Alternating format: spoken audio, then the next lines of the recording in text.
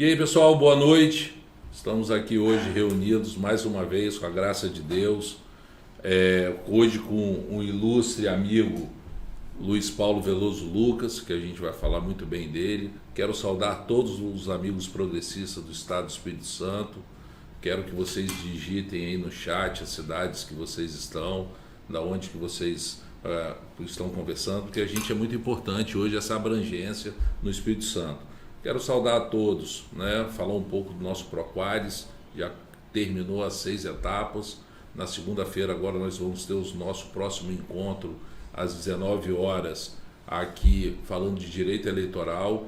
Quero saudar a pessoa do Marcos Vicente, nosso presidente estadual, e assim saudar o nosso deputado federal Evaí, nosso deputado estadual Renzo, a Fundação Milton Campos, que é uma grande parceira dos progressistas no Espírito Santo, na pessoa do Covate Filho e da Ellen, nossa coordenadora, e aí saudar também a Nacional do Partido Progressista, que nos ajuda bastante, colocando o norte e a nossa bússola na pessoa do Ciro, nosso presidente, da Iracema, das mulheres progressistas. Então, assim, tenho que saudar todos e todos vocês agora que estão juntos com a gente nesse momento, nessa aula hoje com o Luiz Paulo Veloso Lucas, um amigo, já foi deputado federal, ex-prefeito de Vitória, presidente do Instituto João de Santos Neves, um instrumento hoje com muitos indicadores, com grande relevância no Estado do Espírito Santo e um grande formador de opinião. E hoje Luiz Paulo está aqui, presente conosco. Luiz Paulo, seja bem-vindo aos progressistas do Espírito Santo. A porta aqui dessa casa está sempre estará aberta para você poder participar e nos ajudar a conduzir aí conhecimento, porque o partido é isso, uma grande ferramenta de transformação social, tendo conhecimento. E hoje você aqui, na sua questão de um grande professor em diversas áreas, e aluno também, cara? Porque, assim, é legal saber que você está lá no seu curso na UFES, então, assim, é meio híbrido, na posição de, hoje, falando de desenvolvimento urbano, você domina essa área e na UFES como aluno, aprendendo mais ainda nesse momento. Que você comentasse um pouco sobre isso. Obrigado, Del Maestro. Boa noite a todos os progressistas do Espírito Santo, particularmente aqueles que vão disputar a eleição esse ano, os pré-candidatos a vereador, a prefeito. Eu realmente hoje tenho um orgulho muito grande de dizer que eu sou mestrando do Programa de Desenvolvimento Sustentável da UFES. É um programa muito interessante e eu já estou fazendo a minha dissertação para encerrar o curso, já terminei, está quase terminando os créditos, teve uma interrupção por conta da pandemia. Mas, na verdade, 32 anos depois que eu fiz mestrado em Economia, eu voltei a estudar. Eu nunca parei de estudar, eu também sempre dei aula. Eu fui professor da PUC do Rio de Janeiro, quando eu trabalhava no BNDES. Aqui em Vitória eu dei aula na FDV, eu dei aula também na UVV. E eu sempre tive uma atividade paralela vinculada à academia. Eu também escrevi artigos para livros, escrevi livros. Na minha época do BNDES, eu sempre trabalhei na área de formulação. Eu chefiei a área de planejamento do BNDES nos anos 80. Então essa sempre foi a minha praia. Quando eu fui deputado federal, eu presidi o Instituto Teotônio Vilela, que é a versão tucana do Instituto da Fundação Milton Campos. É um instituto de estudos que faz justamente a ponte entre o trabalho de formulação, de pensar políticas públicas, compreender a realidade, propor ideias, e o mundo da política, das eleições, da luta pelo poder nas eleições, do governar também, Quer dizer, o mundo prático das coisas do setor público. Eu sempre gostei de viver nessa ponte, sabe, Del Maestro, entre o mundo da formulação e o mundo da execução, Eu brinco que eu sou um cara anfíbio, Entre os acadêmicos, eles me veem como um político. Entre os políticos, eles me veem como um acadêmico, né? Mas eu gosto de fazer esse trabalho. E você me convidou hoje para falar sobre desenvolvimento urbano, que é justamente o tema que me move. Eu sempre fui especialista em desenvolvimento, quer dizer, eu entrei no BNDES no final dos anos 70, início dos anos 80, ainda no período do regime militar, e a minha formação, o meu trabalho sempre foi pensando no desenvolvimento do Brasil. Mas depois que eu tive a oportunidade de governar a Vitória por 8 anos, eu me converti ao municipalismo, ao pensar local, a pensar o desenvolvimento a partir da ótica de onde as pessoas moram, Sim. que são seus bairros, são as cidades, né? E no caso do Brasil, os problemas do Brasil, todos decorrem do processo, os principais problemas do Brasil que afligem a nossa população, decorrem do processo desordenado de urbanização que se seguiu ao pós-guerra. O sonho do Brasil era deixar de ser rural, deixar de ser agrícola, para ser urbano e industrial. Este era o sonho dos nossos pais, dos nossos avós, lá por meados do século passado, né, depois da Segunda Grande Guerra, quando o Brasil teve um período de democratização.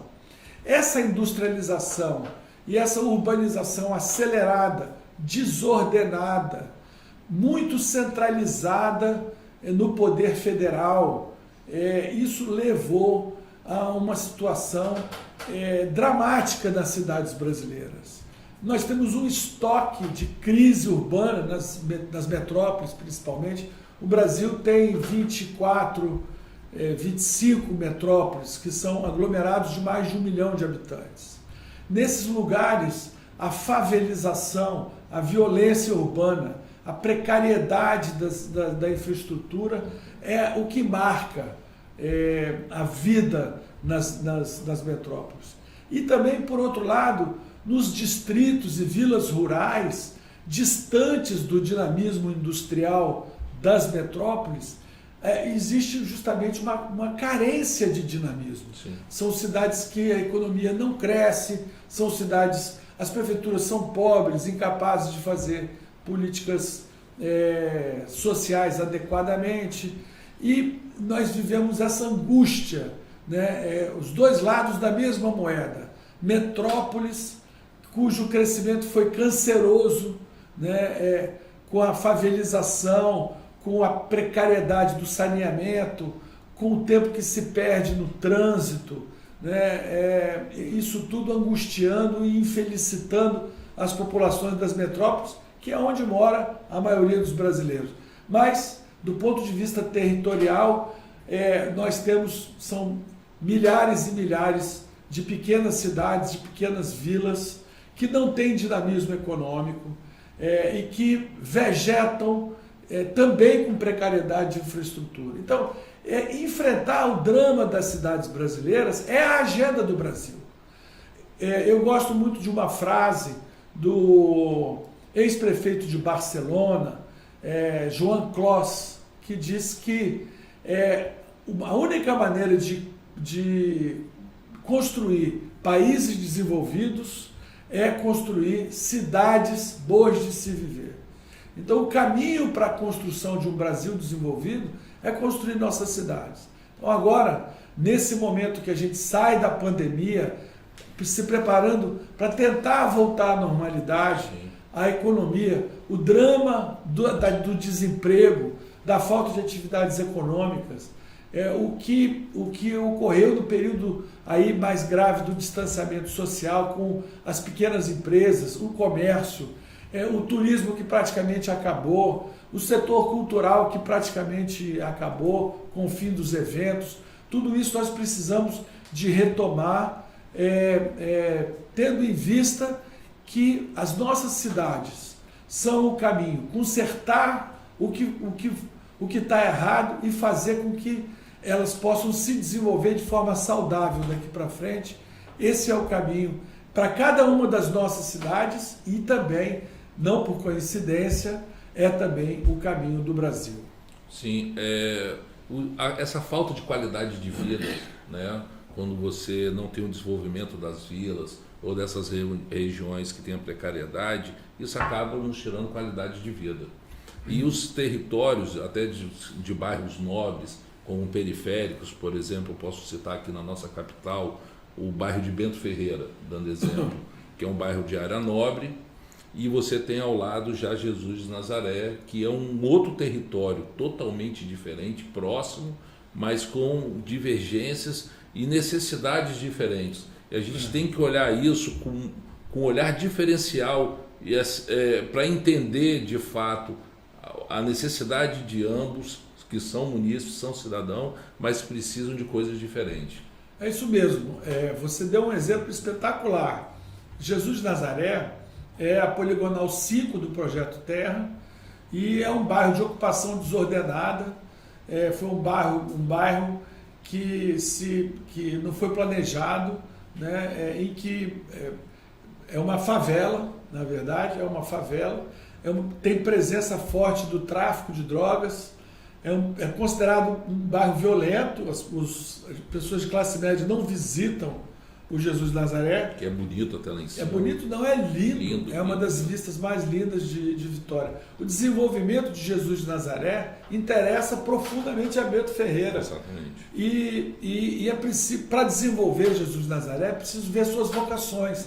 É claramente foi um bairro que foi ocupado inicialmente por pescadores, por descendentes dos açorianos que vieram para cá, junto com aquele pessoal todo da Praia do Suá, com São José Santa Helena. A formação socioeconômica do bairro, ela confere ao bairro uma vocação turística. A orla de Jesus de Nazaré teria que ser transformada num pier para se atracar embarcações. Devíamos aproveitar, virar as casas para o mar, não de costas para o mar, para que elas pudessem virar restaurantes, bares, se aproveitando desse imenso patrimônio que é a orla, que são as vistas, ali passam os navios. É lindíssimo aquilo ali. Naturalmente a infraestrutura precária do bairro, de vias, precisam de vias, de acesso ao ponto mais alto, lá onde fica a torre da EDP. Ali tinha que ter um mirante, né, com um acesso, seja com um elevador, com alguma coisa que permitisse visitantes irem lá. E isso significaria emprego, renda, desenvolvimento e integração social. Aí Jesus de Nazaré e Bento Ferreira não serão cidades diferentes, serão a mesma cidade. Zuenir Ventura, que é um grande escritor carioca, ele escreveu um livro chamado A Cidade Partida, sobre o Rio de Janeiro, falando das favelas e das áreas nobres, que não é uma mesma cidade, é uma cidade partida. Então esse desafio é um desafio de todas as cidades, principalmente as metrópoles. Hoje, a Grande Vitória já é classificada pelo IBGE como metrópole, né? E nós somos, para todos os efeitos, uma única cidade, a Grande Vitória, né? Com 1,5 milhão, 1.600.000 habitantes. Vários dos nossos problemas de mobilidade urbana, problemas sociais, precisam ser enfrentados, segurança pública, precisam de ser enfrentados com uma ótica metropolitana para que eles possam funcionar. Os próximos prefeitos e vereadores da Grande Vitória precisam pensar desde o primeiro dia na região metropolitana. Da mesma maneira que também no interior, as vilas rurais, as pequenas cidades do Espírito Santo tem 78 municípios, mas tem 256 distritos e 4.800 vilas rurais. Dos 78 municípios, apenas 14 não vivem da agricultura. Então o desenvolvimento do interior, ele precisa fazer com que essa agricultura agregue cultura, gastronomia, turismo, e que possa valorizar. O nosso melhor exemplo é a região de Pedra Azul. Hoje em Pedra Azul ninguém compra mais alqueires de terra, você compra metros quadrados, porque se valorizou, vieram os condomínios, valorizou a terra, isso aumenta a arrecadação. Tem hoje hotéis e restaurantes luxuosos, atende a um turismo de alta renda, isso beneficia o estado inteiro. Sim.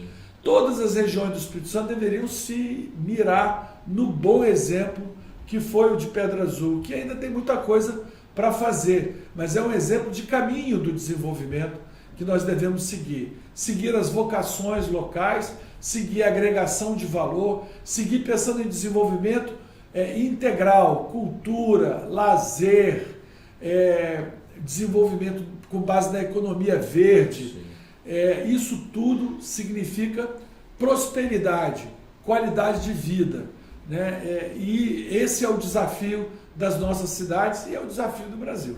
E formar, né? Tem que ter a formação, no caso da Pedra Azul mesmo, a formação daqueles outros que prestam serviço para esses que estão chegando, comprando, para não ficar desordenado. Nós tivemos aqui esse processo no Espírito Santo, um tempo lá atrás, que você, em época, foi o prefeito que resolveu boa parte dele, que foi o complexo de Tubarão, quando ele existiu, e depois o passivo que ficou, principalmente para a parte de trás da nossa ilha. E assim, a gente precisa entender isso e todo mundo crescer junto, porque esse desenvolvimento é o melhor que tem, né? Quando todo mundo ganha.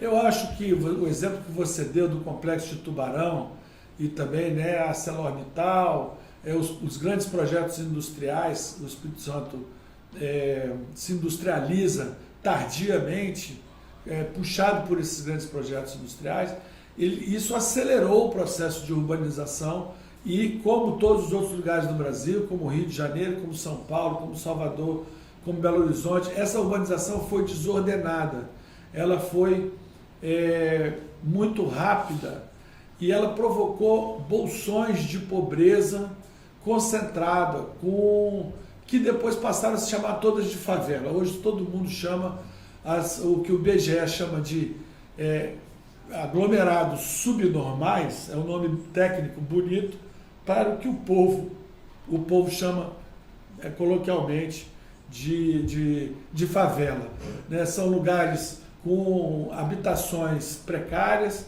com deslocamento precário, são lugares com infraestrutura tardia também, normalmente carentes de saneamento, são lugares também com serviços urbanos também precários, energia elétrica, telecomunicações, e às vezes também com dificuldade de que esses serviços sejam cobrados, porque também os gatos acabam predominando. Então, você ter um olhar para esses bairros foi a grande preocupação da minha primeira administração. Nós tínhamos um projeto que foi premiado pela ONU Habitat, que foi o projeto Terra, né? Esse projeto dividiu, pegou todas as áreas de ocupação desordenada, chamou de poligonais, né? Porque justamente era pegar no mapa e traçar, né, uma caneta em volta e dizer assim, não, esse território aqui, poligonal 1 era Gurijica, a região da Grande Gurijica, Jaburu, era um A e um B, poligonal 2 era cruzamento Romão e Forte São João, poligonal 3 no centro da cidade, Piedade, Moscoso, Fonte Grande, né, Santa Clara, Morro da Capixaba, aquela região ali do centro da cidade, poligonal 4, São José Santa Helena, Morro da Garrafa, poligonal 5, Jesus de Nazaré, e assim, poligonal 6, Ilha do Príncipe, e assim ia, né, depois indo para o lado de São Pedro, depois para o lado do continente, região de Jabur, Maria Ortiz. Então, nós mapeamos na cidade de Vitória todas as áreas de ocupação desordenada, onde tinham concentração de famílias de baixa renda vivendo em condições precárias. Então, o Projeto Terra não foi só um projeto de urbanização, mas foi um projeto de desenvolvimento urbano, de combate às desigualdades sociais, de integração da porção mais carente, mais pobre da cidade, ao tecido urbano mais desenvolvido da cidade. Esse trabalho ele não está longe de estar concluído, né? Nós precisamos de retomar esse trabalho na cidade de Vitória. E nós precisamos de fazer com que os prefeitos e as regiões Você vai para Cachoeira de Itapemirim, tem o Zulu. O Zulu é um bairro de ocupação desordenada. Você vai em Linhares, tem ocupação desordenada. Você vai em Guarapari, tem 16 bairros de ocupação desordenada. Também o crescimento foi desordenado lá e houve a favelização. O mesmo processo que aconteceu aqui na região de São Pedro aconteceu lá. Todo lugar que tem crescimento econômico e não tem políticas urbanas, acontece a favelização. Por isso que nós temos que ter um olhar integral para o desenvolvimento. Não podemos olhar só o desenvolvimento pela ótica econômica. Precisamos olhar o desenvolvimento pela ótica da sustentabilidade, desenvolvimento humano, desenvolvimento econômico, desenvolvimento dos ativos ambientais, aproveitamento adequado dos ativos ambientais, para que a gente possa ter realmente prosperidade, que eu acho que é a palavra que resume, né, ao mesmo tempo enriquecimento. Se fosse só enriquecimento, o presidente Kennedy era o melhor município do Brasil, e não é. No entanto, é o mais rico, a prefeitura mais rica do Brasil, e do Espírito Santo também, mas não é a melhor cidade do Brasil, né? Então, nós precisamos de olhar o lado econômico, precisamos, mas o lado humano, o lado ambiental precisam de ser olhados também ao mesmo tempo, para que o desenvolvimento seja sustentável, para que seja equilibrado e que a gente não fique depois reclamando e tendo que consertar o crescimento ou o desenvolvimento quando ele foi feito de forma desordenada. Nesse momento, principalmente agora, pós-pandemia, na pandemia, a gente recebeu alguns ativos, né, e alguns conhecimentos que a gente não tinha. Por exemplo, apareceu 38 milhões de novos brasileiros que tiraram seu CPF para poder ter direito ao auxílio. Essas pessoas não têm direito a nada, não têm direito à educação básica, elas não têm água tratada, são pessoas que é uma nova realidade que apareceu agora no Brasil, e o gestor público, em cima desses indicadores de qualidade de vida que a gente está falando, a gente já tem que começar a se preocupar com essas pessoas para dar mais qualidade de atendimento na parte pública e de serviços para essa parcela da sociedade. Eu acho que foi uma excelente medida, né, necessária, esse auxílio, né, e esse mapeamento dessas pessoas. Mas é preciso territorializar essas pessoas, porque as condições de vida, de fato, nós só vamos ver se a gente olhar o território. A abordagem precisa ser territorial. Uhum. E esses 37 milhões, certamente, dependendo do território em que eles estejam, eles estão em níveis diferentes de prosperidade, de progresso pessoal. Sim. Né? Então, a gente quando chega num bairro, mesmo bairros, por exemplo, você chega, por exemplo, na Ilha do Príncipe. Ilha do Príncipe é a Poligonal 6 do Projeto Terra. É um bairro consolidado. Ela está prontinha para virar um condomínio popular. Né? Totalmente diferente do bairro da Conquista, que é a Poligonal 10 do Projeto Terra, lá perto de Nova Palestina, na Grande São Pedro. Conquista foi das últimas áreas de ocupação desordenada. As carências em Conquista são maiores. Uhum. O nível socioeconômico das famílias de Conquista são menores do que, por exemplo, na Ilha do Príncipe. Ou se a gente quisesse comparar com a Gurijica, ou com o próprio Jesus de Nazaré, que a gente já havia falado. Então é preciso tratar cada território de acordo com a sua realidade, estabelecer prioridades ali e, ao mesmo tempo, pensar nos serviços urbanos, na infraestrutura e na renda dessas famílias. Quais são as possibilidades de geração de renda Sim. que tem aqui? E Jesus de Nazaré é óbvio, tem que fazer a orla ali, tem que permitir que a vocação turística se instale, porque eles têm uma vocação turística óbvia, turística e de pescador, parecido com a Ilha das Caeiras. Não é à toa que a Ilha das Caeiras virou um polo gastronômico, né? a partir das intervenções do Projeto Terra e do trabalho feito pela própria população, pelo empreendedorismo local, porque quem faz o progresso não é o governo. Sim. Quem faz o progresso é a população, os empreendedores, o cara que viu ali chegando aquelas novas infraestruturas e fala assim, poxa, se eu fizer abrir aqui na minha casa e tal, um restaurante, eu vou conseguir progredir, né? Como fez o Bigode Jesus Nazaré, como fizeram tantos lá na Ilha das Caeiras. Isso pode acontecer, e deve acontecer na orla do bairro Grande Vitória, no resto todo da orla. Devia ter acontecido, mas não aconteceu por falta de incentivo no Mangue Seco, ali que é a Poligonal 11, que é Andorinha, Santa Marta, Mangue Seco, né? Ali foi o último bairro de palafita que deixou de existir em Vitória, mas ali poderia ter acontecido também um desenvolvimento de bares, restaurantes, turismo náutico do Manguezal, outras atividades que pudessem gerar renda e atividade econômica. A gente precisa entender o território que está inserido para poder potencializar ele sempre, né?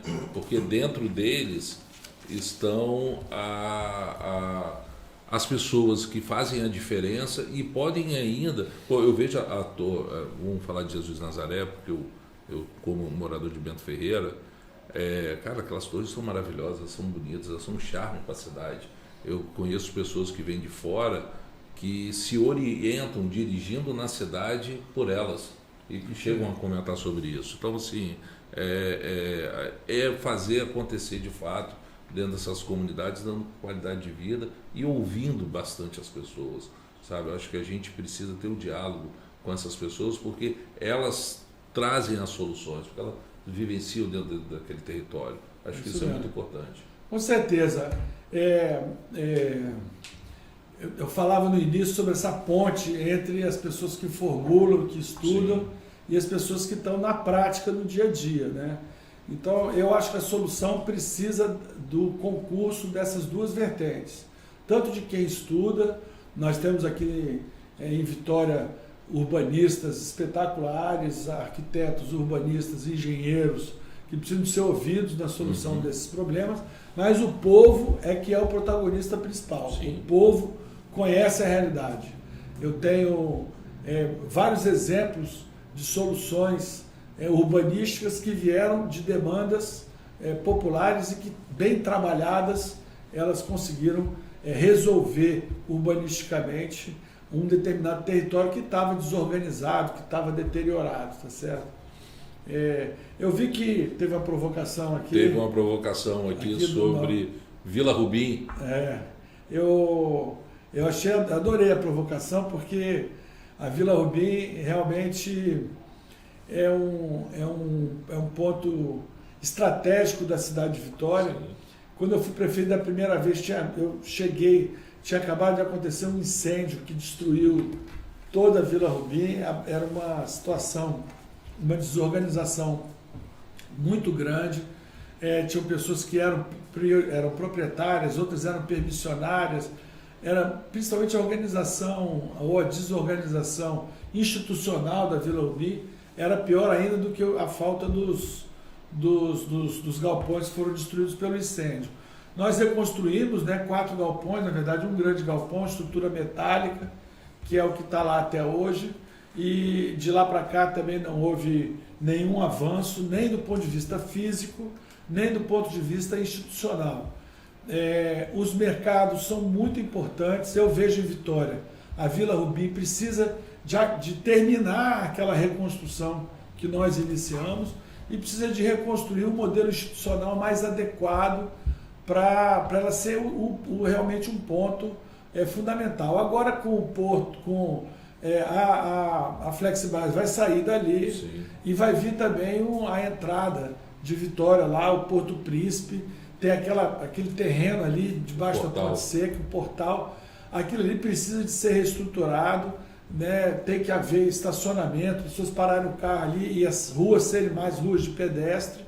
E o outro mercado que a gente tem que olhar dentro de Vitória também é o mercado da Capixaba, que eu acho que o mercado da Capixaba deve ser juntado com a Fafi para fazer um grande espaço cultural e também de artesanatos e de eventos.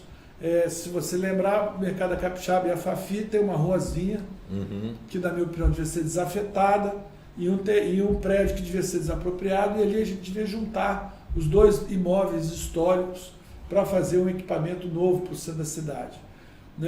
Esses dois mercados, a Florianópolis cresceu muito com o mercado da cidade, o mercado da cidade é um espetáculo. Agora está se debatendo muito na campanha eleitoral em Angra dos Reis. Uma das candidaturas me mandou até um projeto do mercado municipal de Angra dos Reis para dinamizar todo o turismo, artesanato, comércio de peixe, toda a vida cultural da cidade. Em Lisboa tem um mercado maravilhoso perto do porto, chamado Mercado da Ribeira. Quem entrar no Google, olha lá, Mercado da Ribeira, Lisboa, vai ver que coisa espetacular. Todos os restaurantes chiques da cidade têm um quiosquezinho lá. É um lugar que todos os turistas vão lá, é um lugar para comer, para beber vinhos, produtos artesanais. Era um pouco a ideia que a gente tinha do outro mercado, que é o lugar mais parecido com isso que a gente tem, o outro mercado aqui da Praia do Suave. Mas nós precisamos de desenvolver a Vila Rubim com esse olhar e precisamos desenvolver o Mercado da Capixaba também com esse olhar. São os três mercados que precisam se desenvolver pensando em equipar a cidade de Vitória como destino turístico. A ponte ali da Vila Rubim, aquela ponte é uma coisa maravilhosa, né, cara? Aquilo é um espetáculo. Já ouvi dizer que é até do mesmo fabricante que fez as Torres Eiffel. Eu já ouvi falar sobre isso. Então, se aquela ponte estivesse de pé, ela seria espetacular. Eu acho ela muito charmosa, maravilhosa, assim. Ela faz a diferença na nossa cidade. Eu acho que é uma oportunidade, é um ativo que a gente tem que estar desperdiçado. Aliás, Del Maestro, o que a gente tem mais aqui na região da Grande Vitória são ativos desperdiçados. Ativos naturais, como a nossa orla. Sim. Quando a gente olha para a Ilha da Fumaça, o que você vê? Você vê uma favela náutica ali.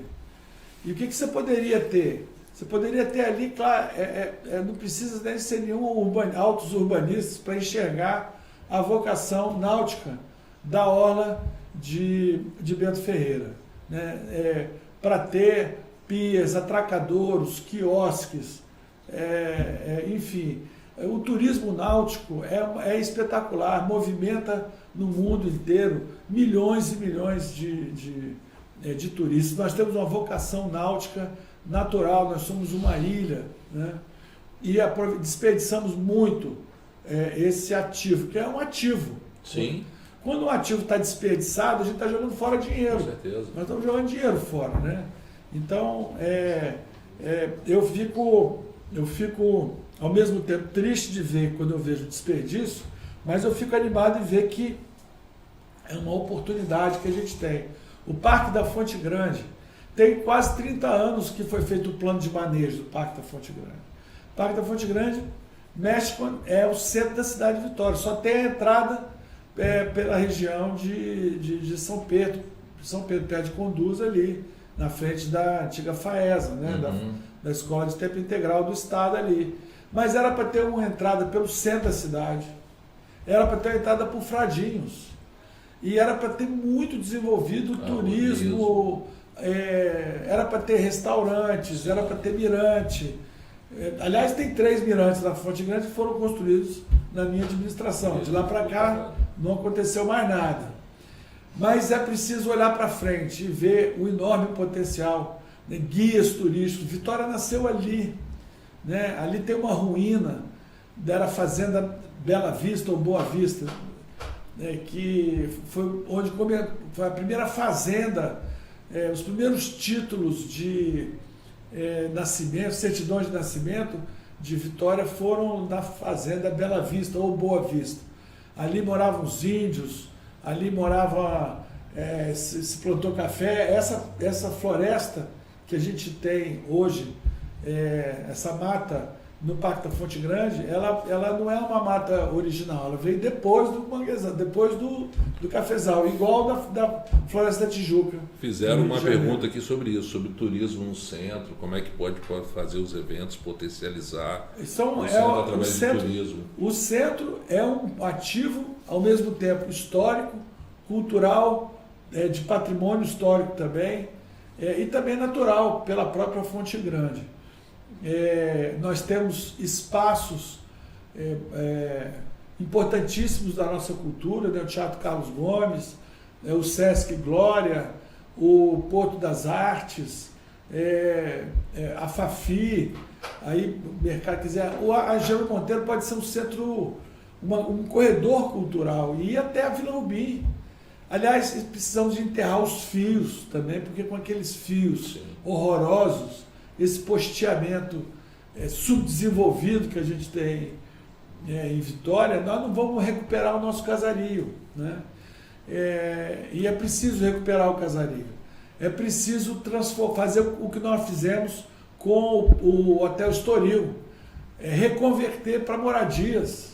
Fizemos um programa junto com a Caixa Econômica para reconverter todos os prédios abandonados, precisam virar moradias ou comércio.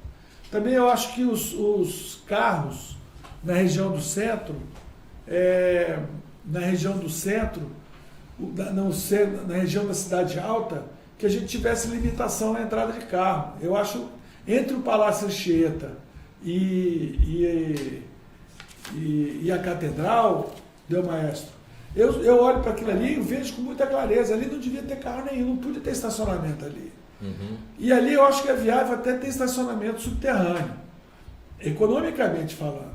E ali fazer um grande calçadão com quiosques e tal, para as pessoas passearem.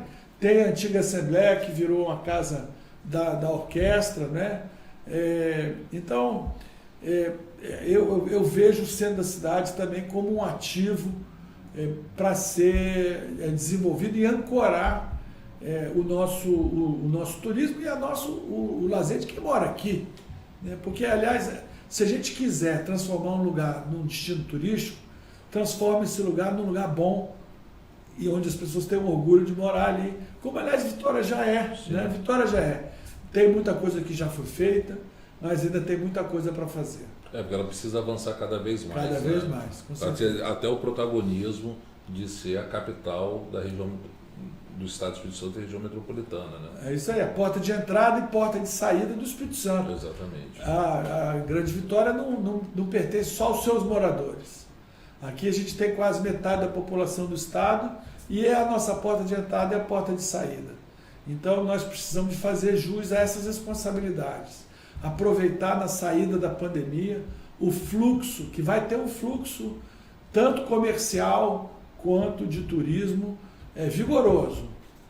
E é preciso saber aproveitar isso.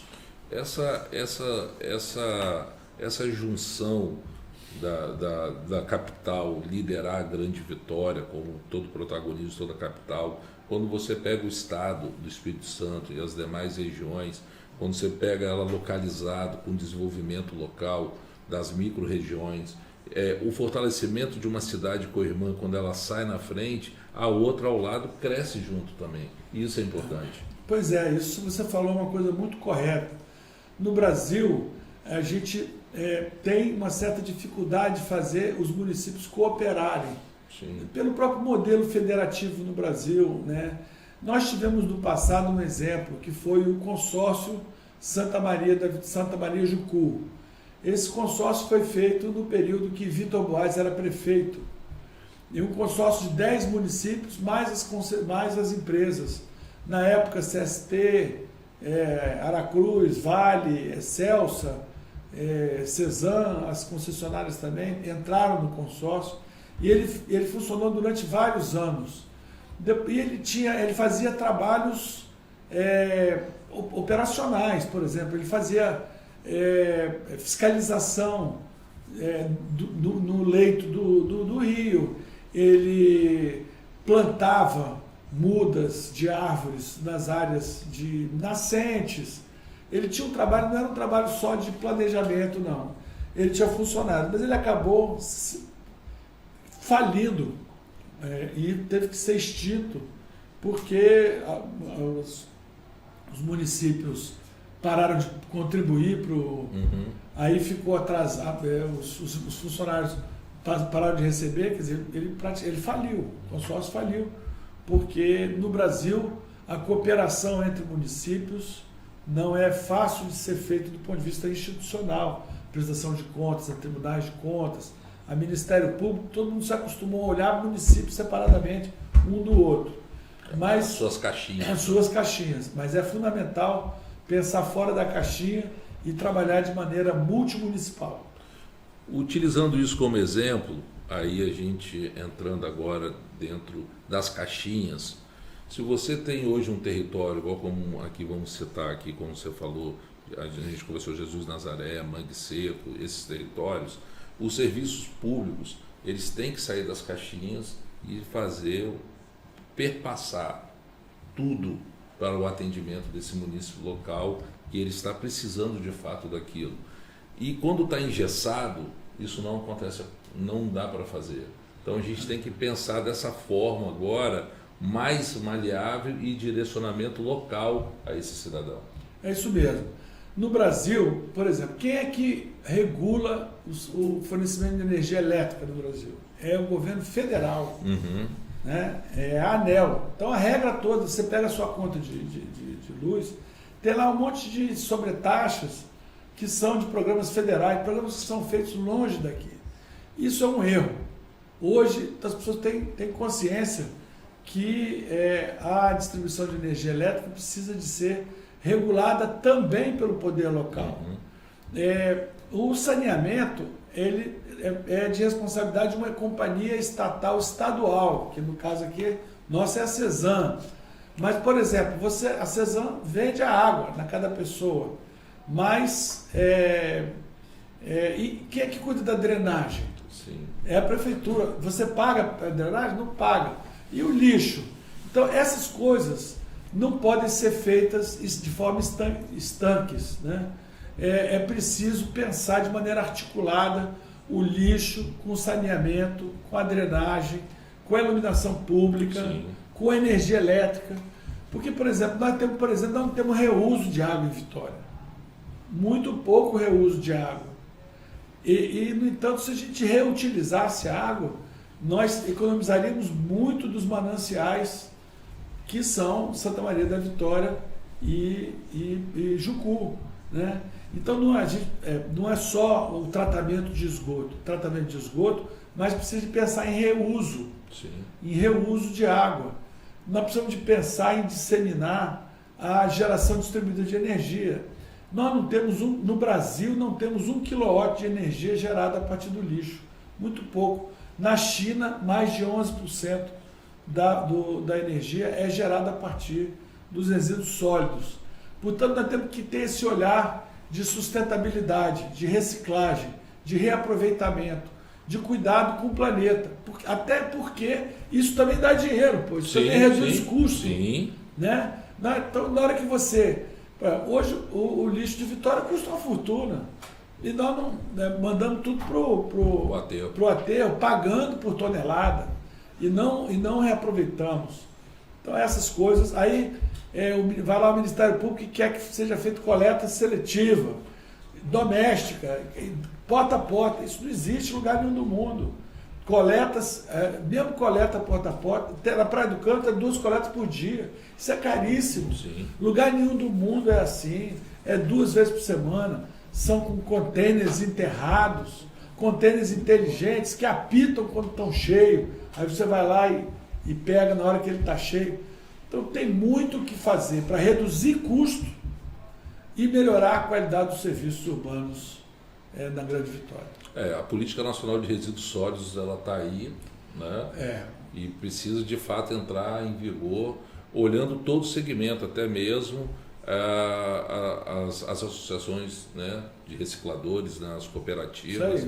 A gente tem que entender que eles também precisam disso. E a educação na ponta, né, do cidadão. O cidadão precisa ser educado para ele poder entender que o desperdício ele é altíssimo. É isso mesmo.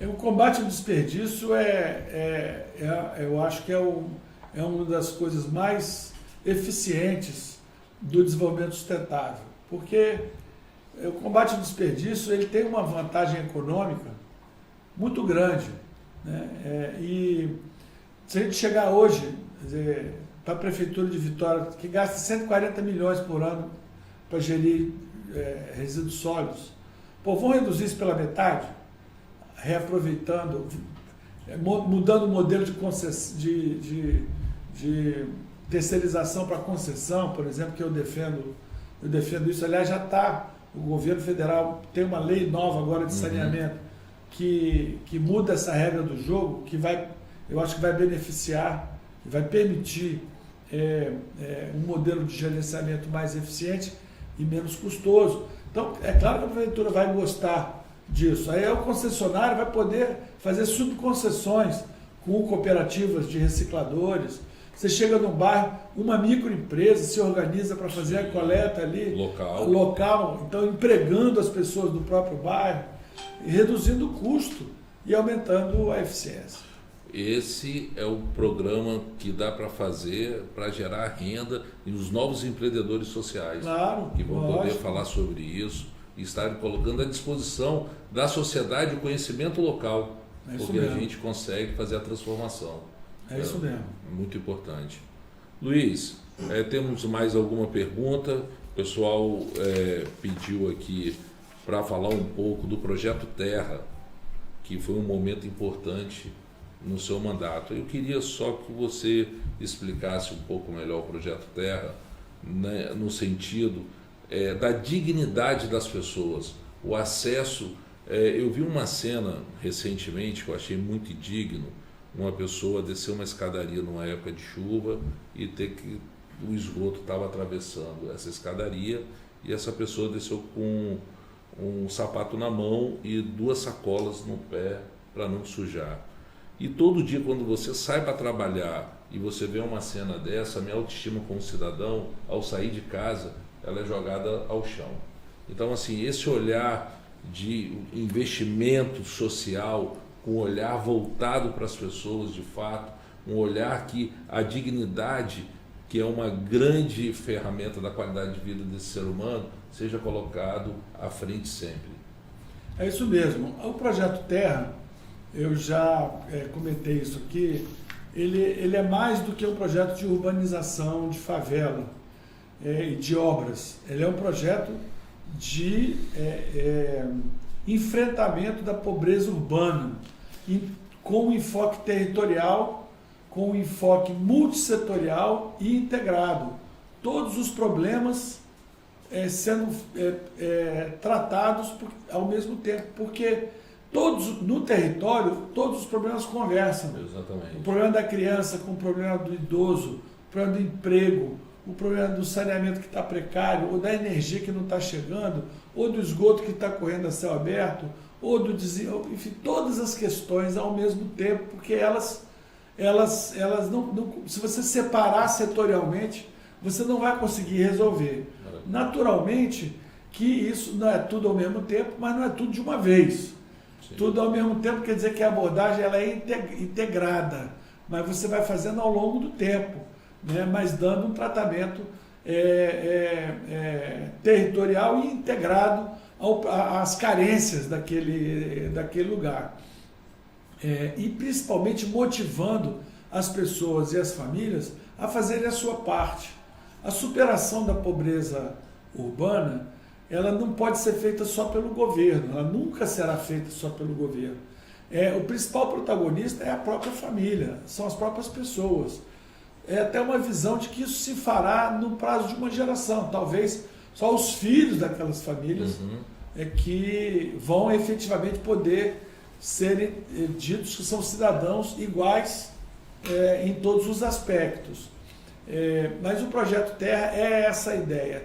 Todas as áreas de ocupação desordenada em Vitória eram inicialmente 15, depois ficou 17, poligonais, teve um plano de intervenção debatido com a população, né, em cada uma delas, uma estratégia de enfrentamento em cada uma delas, que continha geração de renda, superação da precariedade da infraestrutura, serviços urbanos, serviços sociais essenciais, saúde, educação, daí saíram também os cajuns, que era prevenção à violência, tratamento daquelas crianças em situação de rua, né, o projeto Rede Criança, foram todas iniciativas articuladas ao Projeto Terra, e todos dentro desse grande guarda-chuva que é combate às desigualdades e integração social,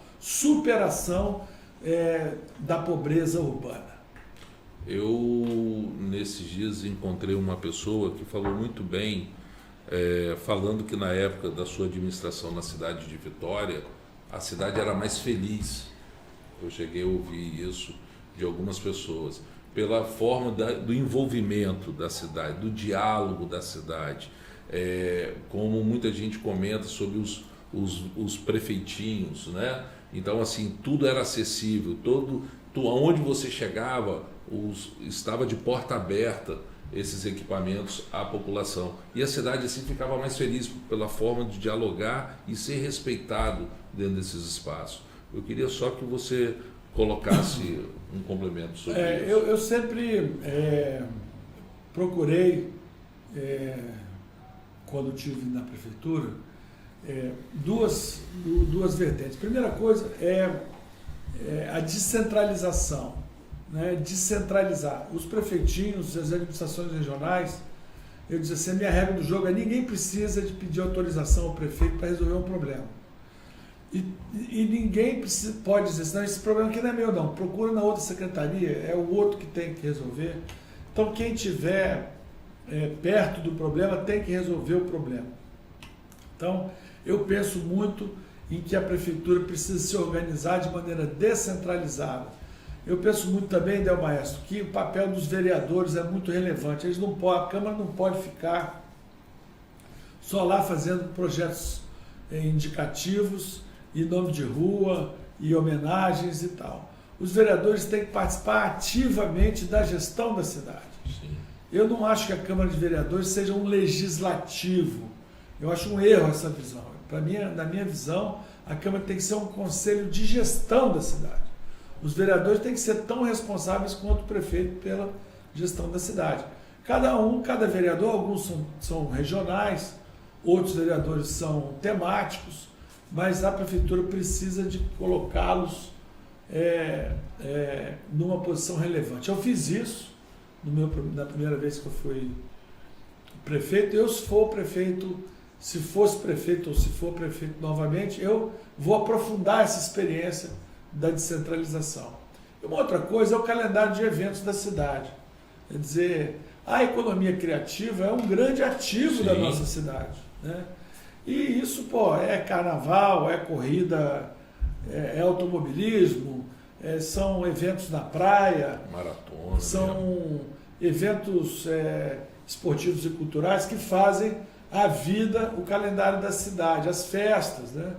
Nós fazíamos a festa, nós tínhamos duas grandes festas, que era a festa São Pedro e a festa das Paneleiras. Então, a gente não queria dizer que não tinham festas pequenas nos bairros, mas tinham também. Mas nós tínhamos, e esse calendário era feito anualmente. Então, a gente procurava trazer a comunidade, as comunidades como não só como espectadoras, sim, mas também como produtoras dessa cultura, né? Daí a importância também das escolas de samba, né? Inserindo no contexto. Que são as escolas de samba são um verdadeiro ponto de cultura nas comunidades. É um projeto que eu tenho muito orgulho de ter contribuído para o seu ressurgimento, né?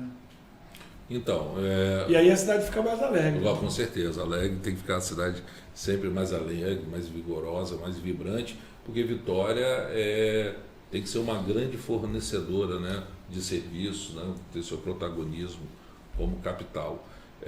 Luiz Paulo, Queria que você desse aí a sua saudação para a gente já ir para os nossos términos. Quero depois fazer alguns agradecimentos e deixar aí alguns informes dos nossos amigos progressistas que estão aqui hoje nos ouvindo. Bem, eu quero te agradecer, dar os parabéns pela iniciativa, né, de capacitação dos quadros do Partido Progressista em todo o Estado, utilizando a tecnologia moderna, né, da comunicação, né, virtual aí, e também ter aberto esse espaço para essa conversa de alguém que é apaixonado pelo tema das cidades, Sim. do desenvolvimento urbano, que eu não paro de estudar também, porque é um tema fascinante, estou toda hora aprendendo. Na verdade, toda hora que a gente visita um bairro, conversa com o morador também, a gente aprende, né? Eu me despeço aí dos companheiros progressistas de todo o Espírito Santo, de você também. Agradeço a equipe técnica aqui, que nos acompanhou e nos ajudou aqui nessa sessão, e desejo a todos uma boa noite, que Deus abençoe a todos. Maravilha. Então, pessoal, foi um bate-papo com vocês. O Luiz Paulo conseguiu aí explanar algumas ideias, um conhecimento a mais. Nós vamos terminar nosso Proqualis na próxima segunda-feira com direito eleitoral, e na quarta, dia 2, vamos fazer contabilidade eleitoral para todos vocês. Vai se encerrar o nosso ciclo de eventos do Proqualis e o projeto eleitoral. O partido entende, Luiz, que formando, capacitando, erra-se menos, e a sociedade ela vai ocupando os espaços. Então, assim, quero agradecer muito ao Josué, que está aqui presente, fazendo as nossas livros. Muito obrigado, Josué. A equipe toda que se encontra aí. Queria colocar o convite do próximo evento, coloque na tela aí, por gentileza, para a gente poder juntos estarem presentes aqui nessa segunda-feira. Pessoal, um agradecimento enorme, muito obrigado pela presença de vocês. Estamos aqui por vocês e vamos avançar cada vez mais. Uma boa noite a todos, uma boa semana e fiquem com Deus. Obrigado, Luiz. Obrigado a você. Obrigado. Fechamos?